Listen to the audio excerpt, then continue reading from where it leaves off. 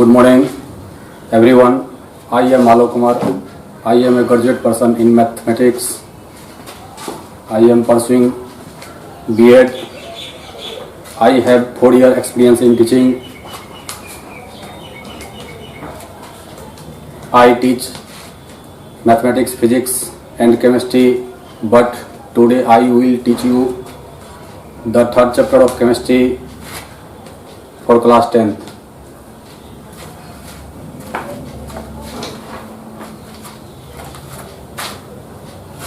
आइए चैप्टर 3 में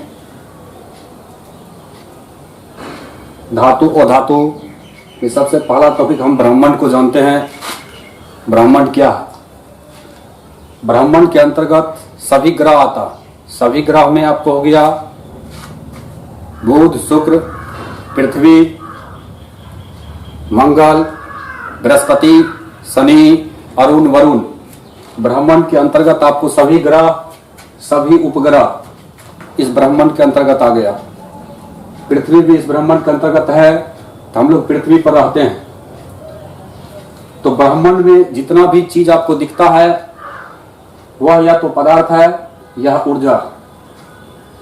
जैसे हम लोग जहां पे अभी हैं उसके चारों ओर देखते हैं बेंच, डेस्क, कुर्सी, टेबल, किताब, कॉपी, कलम, etc है, ये सभी पदार्थ है। तो फिर ऊर्जा क्या है? प्रकाश एक प्रकार का ऊर्जा है। हम जो बोलते हैं ध्वनि, ध्वनि एक प्रकार का ऊर्जा। और ये जो बल्ब जलता है विद्युत धारा से, तो विद्युत धारा एक प्रकार का ऊर्जा है। फैन जो चल रहा है, ये फैन विद्युत धारा से, तो विद्युत धारा एक प्रकार का ऊर्जा है। कहने का मतलब ब्रह्मांड, ब्रह्मांड का दूसरा नाम आप संसार भी कह सकते हैं। संसार में मात्र 2 ही चीज है, या तो पदार्थ है या ऊर्जा है। इस ब्रह्मांड की किसी भी ग्रह का बात हो, किसी भी उपग्रह का बात हो, वहां मात्र 2 ही चीज रहता है, या तो पदार्थ रहता है या ऊर्जा रहता है। चलिए आगे आप पदार्थ को हम बांटते हैं। 9th क्लास में आप पदार्थ को भौतिक दृष्टिकोण से 5 भेद में बांटते हैं। ठोस, द्रव, gas, plasma, Bose Einstein condensate. इसी पदार्थ को हम रासायनिक दृष्टिकोण से कहिए या बनावट के दृष्टिकोण से कहिए, हम 3 भागों में बांटते हैं पदार्थ को, तत्व, यौगिक और मिश्रण। फिर इस तत्व को हम 3 भागों में बांटते हैं, धातु, अधातु, उपधातु। अब देखिए धातु, अधातु, उपधातु है क्या? तो धातु, अधातु, उपधातु को सामान्यतः हम पदार्थ कह सकते हैं। यानी धातु, अधातु और उपधातु एक प्रकार का पदार्थ हो। अब सबसे पहले हम पदार्थ, मैटर का डिफिनेशन पढ़ते हैं। संसार की सभी चीजें, इस संसार की जगह आप ब्रह्मांड की सभी चीजें भी लगा सकते हैं। संसार की सभी चीजें जिसमें द्रव्यमान हो, स्थान ग्रहण करता हो और जिसका अनुभव हम अपनी ज्ञान इंद्रियां से के आधार पर कर सकते हैं, पदार्थ कहलाता है। द्रव्यमान होना चाहिए, स्थान ग्रहण करना चाहिए और उसका अनुभव हम अपनी ज्ञान इंद्रियां के आधार पर कर सकते हैं, पदार्थ कहलाता है। जैसे लकड़ी, कुर्सी, लोहा, कागज, मिट्टी, बालू, तांबा, सोना, वायु, शीतल पेय, इत्र की सुगंध, ये सभी चीज आपको पदार्थ हो गया। अब इसमें कहिएगा ज्ञान इंद्रियां किसे कहते हैं? तो देखिए ज्ञान इंद्रियां का मतलब क्या होता है। ज्ञान इंद्रियां का मतलब हो गया आपको 5 चीज। ज्ञान इंद्रियां का मतलब 5 चीज: आंख, कान, नाक, जीभ, त्वचा। यानी आंख, कान, नाक, जीभ, त्वचा से हम किसी न किसी पदार्थ का पहचान कर लेते हैं। कुछ पदार्थ का पहचान आंख से कर लेते हैं, कुछ का कान से, कुछ का नाक से, कुछ का जीभ से और कुछ का त्वचा से। त्वचा से जैसे मानिए हवा, ठंडी हवा है या गर्म हवा है, वह त्वचा को पता चल जाता है। आगे देखिए, वैसी चीज जिसमें ना तो द्रव्यमान हो और ना ही स्थान ग्रहण करता हो, उसे पदार्थ नहीं कहते। जैसे मित्रता, प्रेम, स्नेह, आशीर्वाद, अभिशाप, बचपना, जवानी, बुढ़ापा। मित्रता एक वर्ड है, इसमें ना तो द्रव्यमान है और ना ही मित्रता कोई स्थान ग्रहण करता। मित्रता सिर्फ एक वर्ड है, इसीलिए ये सभी चीज जो है इसमें ना तो आपको द्रव्यमान हुआ ना ही स्थान ग्रहण करता है, जिस कारण इसको पदार्थ के अंतर्गत नहीं रखते हैं। ये केवल एक वर्ड है। अब आते हैं तत्व, एलिमेंट, इसका डिफिनेशन जानते हैं। तत्व वह शुद्ध पदार्थ है जो एक ही प्रकार के परमाणुओं से मिलकर बना होता है, जो एक ही प्रकार के परमाणु से मिलकर बना होता है, जिसे किसी भी भौतिक विधि या रासायनिक विधि के द्वारा भिन्न गुण वाले पदार्थों में विभाजित नहीं किया जा सकता है और ना ही भिन्न गुण वाले पदार्थों से बनाया जा सकता। तत्व कहलाता। जैसे आपको हो गया hydrogen, helium, lithium, beryllium, boron, carbon, etc.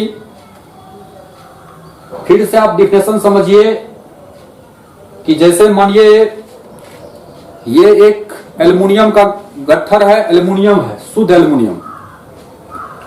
इस एल्युमिनियम को अगर हम करोड़ों भाग में तोड़े, लाखों करोड़ों भाग में तोड़े, तो ये परमाणु के रूप में हो जाएगा। सभी परमाणु का जो गुण होगा वह एक ही तरह का होगा।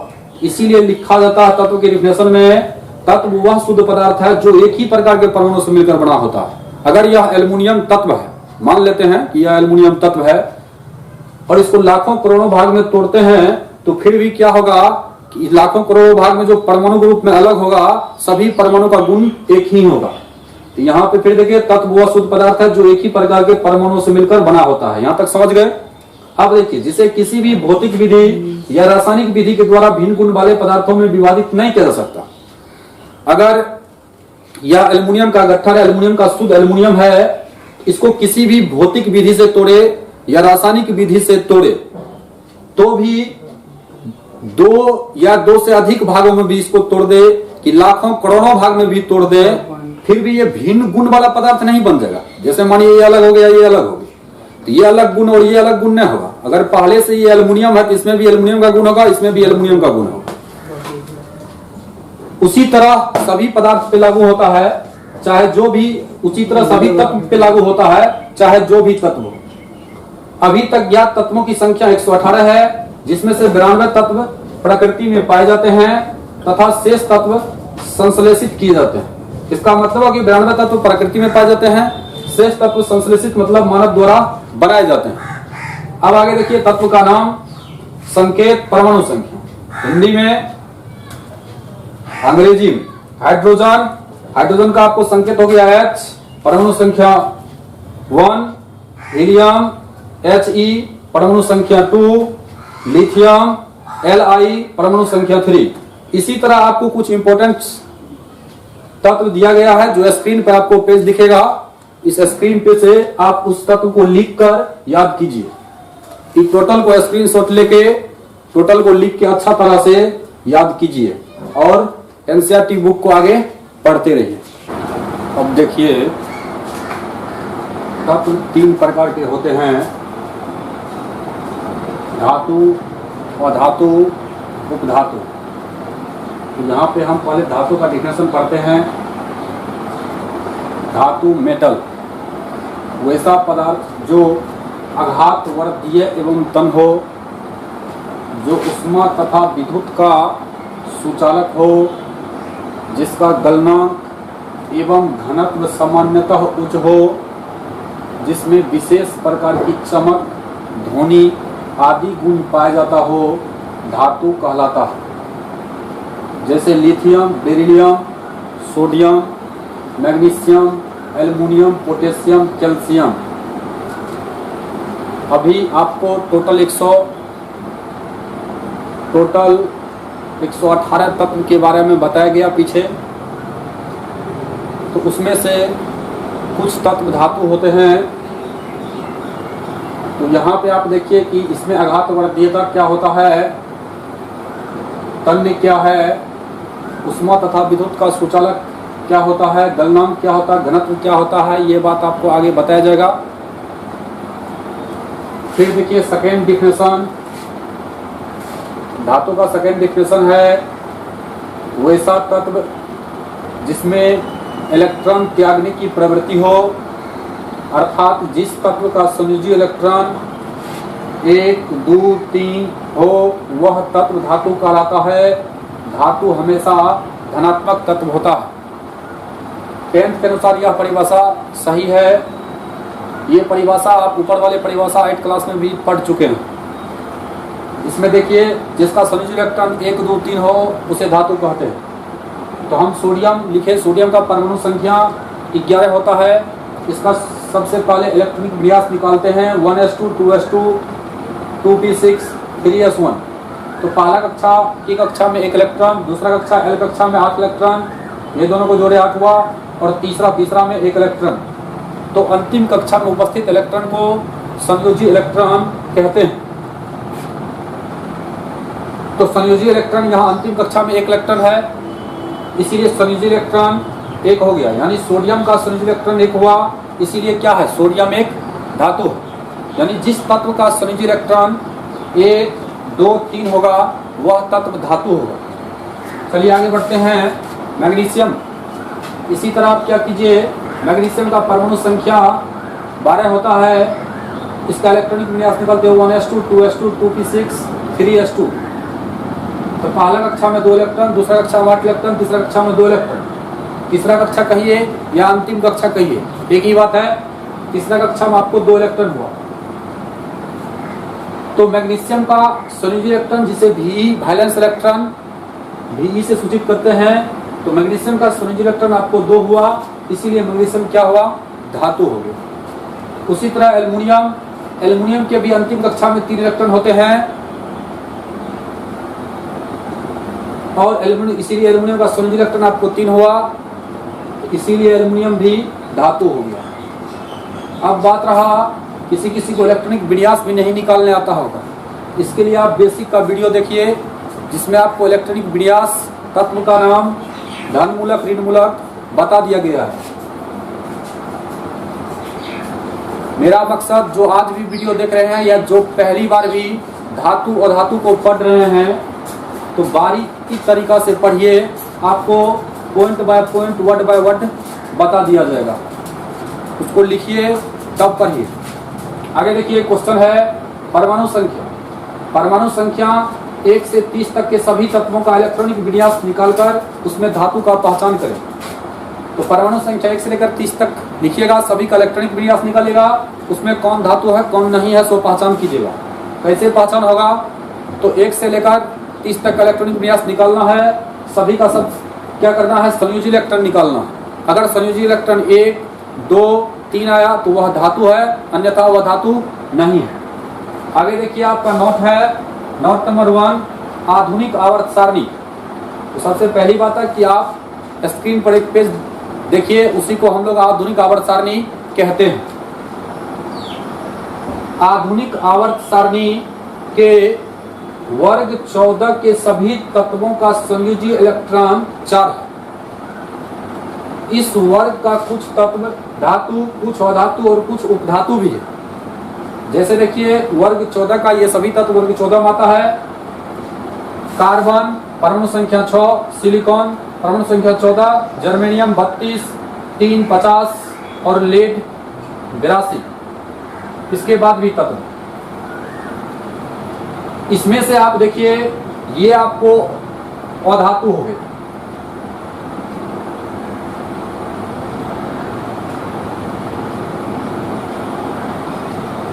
ये दोनों आपको उपधातु हो गए।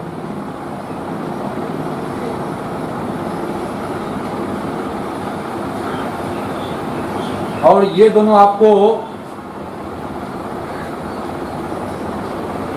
धातु हो। यानी ये सभी तत्व का क्या है, ये सभी तत्व का संयोजी इलेक्ट्रॉन, ये सभी तत्व का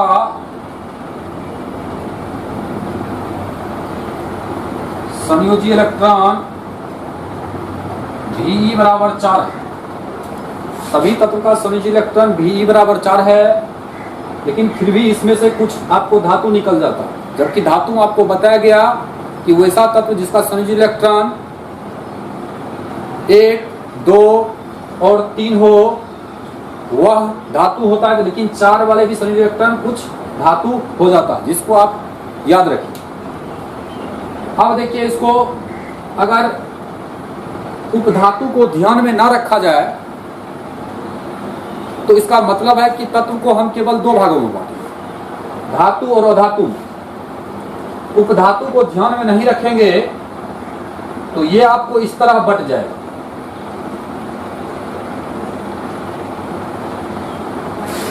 ये लकीर आपको धातु धातु में अंतर करता है, इसका मतलब है कि उपधातु को ध्यान में रखा जाए।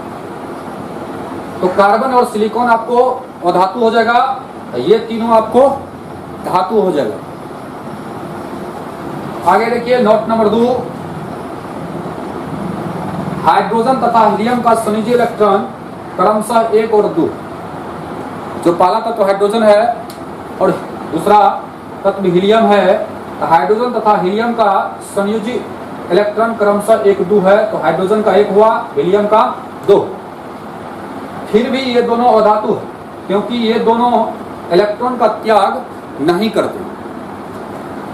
अब देखिए यहाँ पे कि हाइड्रोजन का संयोजी इलेक्ट्रॉन 1, हीलियम का संयोजी इलेक्ट्रॉन 2। ये दोनों क्या करते हैं? इलेक्ट्रॉन का त्याग नहीं करते हैं। हम धातु के परिभाषा में आपको बताए हैं कि जिस तत्व का संयोजी इलेक्ट्रॉन 1 और 2 हो वह क्या धातु हो जाएगा। लेकिन ये दोनों भी अपवाद में आता है कि हाइड्रोजन और हीलियम का संयोजी इलेक्ट्रॉन क्रमशः 1 और 2 होते हुए भी ये धातु नहीं है। अब आगे देखिए धातुओं का भौतिक गुण, फिजिकल प्रॉपर्टीज ऑफ मेटल। इसमें पहला टॉपिक आपका है भौतिक अवस्था, फिजिकल स्टेट। अवस्था का मतलब होता है 3 तरह, ठोस, द्रव, गैस। तो भौतिक अवस्था यानी ठोस, द्रव या गैस में से धातु किस अवस्था में रहता है। तो धातु में साधारण ताप पर यानी कमरा के ताप पर ठोस अवस्था में पाया जाता है। जितना भी धातु है सभी धातु साधारण ताप पर यानी कमरा के ताप पर ठोस अवस्था में पाया जाता है। कमरा के ताप कहने का मतलब हुआ कि रूम टेम्परेचर। रूम टेम्परेचर का मतलब एक तरह से हो गया आपको 20 डिग्री से लेकर 40 डिग्री तक, कुछ आगे भी कुछ पीछे भी हो सकता है। अब देखिए इसमें अपवाद है कि मरकरी यानी पारा Hg80, मरकरी इसका संकेत Hg होता है, परमाणु संख्या 80 होता है। यह एक ऐसा धातु है जो साधारण ताप पर यानी कमरे के ताप पर द्रव अवस्था में पाया जाता है। जितना भी धातु है सभी धातु ठोस अवस्था में पाया जाता है, लेकिन मरकरी एक ऐसा धातु है जो कमरे के ताप पर द्रव अवस्था में पाया जाता है। साधारण ताप कहने का मतलब यह कमरे के ताप बढ़ाएंगे तो फिर अवस्था चेंज हो सकता है, इसीलिए हम साधारण ताप या रूम टेम्परेचर ले लेते हैं कहने के लिए। अगर ताप बढ़ाए तो फिर अवस्था, किसी भी धातु का अवस्था चेंज हो सकता है। जैसे लोहा 2700 डिग्री सेल्सियस पर पिघल जाता है तो उसका भी अवस्था चेंज हो गया। अब देखिए आगे कठोरता, हार्डनेस। सभी धातुएं सामान्यतः कठोर होती है, परंतु इसकी कठोरता एक समान नहीं होती है। अलग अलग धातुओं की कठोरता अलग अलग होती है। जितना सारा धातु है सभी धातु का कठोरता एक समान नहीं होता है। कुछ धातु ज्यादा हार्ड होता है, कुछ नॉर्मल होता है। जैसे देखिए लिथियम, सोडियम तथा पोटेशियम धातु इतना मुलायम हो जाता है, इतना सॉफ्ट होता है कि इसे चाकू से आसानी से काटा जा सकता है। लिथियम, सोडियम और पोटेशियम धातु को चाकू से आसानी से काटा जा सकता है, इसका मतलब है कि ये सॉफ्ट धातु है। आगे देखिए आप आघात वर्ध्यता, मिलिबिलिटी।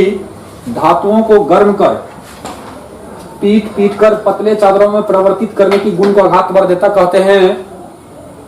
यानी कुछ धातु का जिस तरह उपयोग करते हैं, उपयोग लाने के वक्त धातु को पीटते हैं। जैसे कुदाली सब है, कुदाली सब का आगे का जो भाग होता है उसको गर्म करके पीटते हैं जिससे वह सतह बनता। आगे देखिए इसका अपवाद है एंटीमनी तथा बिस्मथ। एक ऐसा धातु है जिसे पीटने पर चूर चूर हो जाता है, इसका अपवाद हो गया। यानी एंटीमनी और बिस्मथ धातु को हम गर्म करके पीटते हैं तो वह चादरों के रूप में नहीं परिवर्तित होकर चूर चूर हो जाता। देखिए सोना और चांदी सर्वाधिक आघातवर्धक धातु है। यानी सोना चांदी को हम ज्यादा से ज्यादा पतले चादरों के रूप में परिवर्तित कर सकते हैं। 1 ग्राम सोना को 0.004 mm पतले चादरों में परिवर्तित कर सकते हैं। पतले चादरों का मतलब हुआ वो उसका मोटाई हुआ, जैसे आप टीना सब देखते हैं उसका मोटाई होता है, तो उसी तरह हुआ ये कि 0.0004 mm मिलीमीटर पतले चादरों में परिवर्तित कर सकते हैं, यानी उसकी चादर की मोटाई हुई। अब देखिए तन्यता धातुओं को पिघलाकर पतले एवं लंबे तार में खींचे जाने की गुण को तन्यता कहते हैं और सभी धातुएं सामान्यतः तन्य होते हैं। जैसे एल्युमिनियम का तार बनता है, तांबा का तार बनता है, एल्युमिनियम धातु हुआ तो एल्युमिनियम को क्या करते हैं, सबसे पहले एल्युमिनियम का गट्ठर मिलता है तो उस एल्युमिनियम के गट्ठर को पिघला देते हैं, पिघला के फिर उसको तार के रूप में खींच देते हैं, तब उस पर पीवीसी पॉलीविनाइल क्लोराइड चढ़ा देते हैं जो ऊपर से आपको कवर के रूप में रहता है। तो तन्यता गुण के कारण ही ऐसा हो पाता है कि एल्युमिनियम के तार को हम पहले उस धातु को पिघलाते हैं फिर पतले तार के रूप में खींचते हैं। अब बाद इसमें आता है लेड तथा बिस्मथ। लेड तथा बिस्मथ को हम ऐसा नहीं कर सकते।